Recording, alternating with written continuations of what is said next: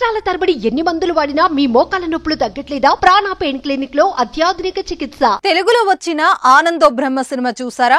Actors Srinivas Reddy, తాగుబోతు రమేష్, వెన్నెల Kishore, Shakalaka Shankar heroine Taapsee నటించిన ఈ మూవీ థియేటర్లో నవ్వులు పూయించింది. ఆ మూవీలో ఓ ఇంట్లో దయ్యం ఉందని, ఆ ఇల్లు కొనడానికి ఎవ్వరు ముందుకు రారు. దాంతో ఆ ఇంట్లో ఉండి దయ్యం లేదని నిరూపిస్తే డబ్బులు ఇస్తానని ప్రకటిస్తారు. అదే సమయంలో శ్రీనివాస్ రెడ్డి బ్యాచ్ కు డబ్బులు అవసరం ఉండటంతో సరేనని ఒప్పుకుంటాడు. చివరకు దయ్యం లేదని నమ్మిస్తారు. అచ్చం అలాంటి తరహా ఘటనే ఆదిలాబాద్ జిల్లాలో చోటు చేసుకుంది.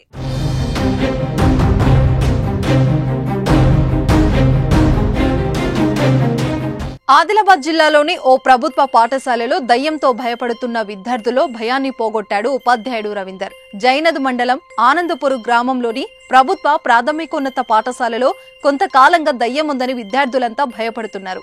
దయ్యం భయంతో కొందరు విద్యార్థులు వేరే పాఠశాలకు వెళ్లిపోయారు. ఈ సమయంలో ఇటీవలి పాఠశాలకు బదిలీపై వచ్చిన నూతన ఉపాధ్యాయుడు రవీందర్ స్కూల్లో దయ్యం లేదని నిరూపించాడు. రోజులానే విద్యార్థులకు పాఠాలు చెబుతున్నాడు టీచర్. అయితే మధ్యాహ్నం సమయంలో ఉన్నట్టుండి ఓ భారీ శబ్దం రావడంతో విద్యార్థులు ఉలిక్కిపడ్డారు. స్కూల్లో దయ్యం ఉందని, అందుకే భయపడుతున్నట్లు స్టూడెంట్ సమాధానం ఇచ్చారు. దీంతో వారిలో ఉన్న ఆ దయ్యం భయాన్ని పోగొట్టాలని నిర్ణయం తీసుకున్నాడు. నిండు అమావాస్య.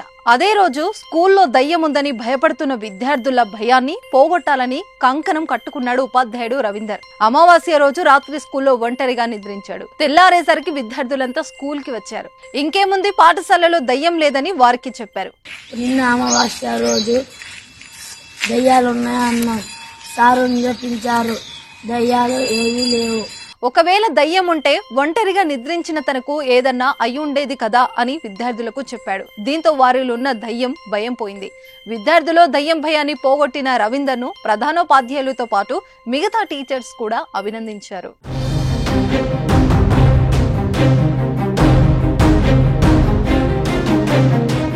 సుమన్ టీవీలో మీ పర్సనల్ అండ్ బిజినెస్ ప్రమోషన్స్ కోసం కింది నెంబర్కి కాంటాక్ట్ చేయండి.